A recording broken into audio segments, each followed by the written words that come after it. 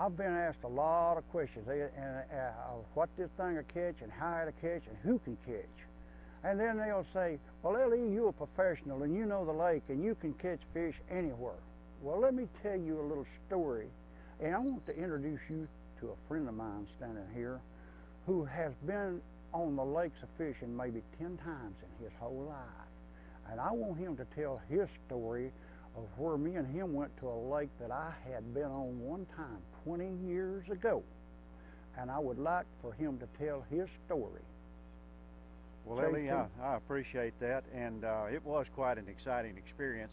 I was fortunate enough to get L.E. to take me fishing on one of his excursions, and we went to a lake that as he earlier said, that he'd only been to one time. And when we arrived, the lake was so low we had trouble getting the boat in the water, and then there were fish floating because there was not enough oxygen in the water.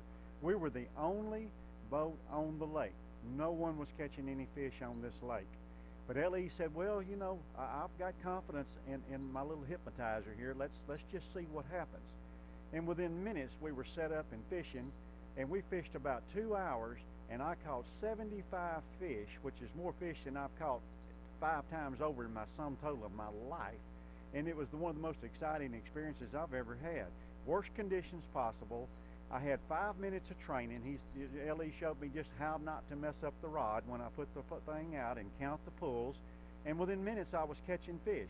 And we literally, this was in the middle of the day, the heat, terrible conditions, and we caught 75 fish in 2 hours, and it was the best fishing story I've ever had to tell. And I appreciate it, L.E. Thank you for taking me.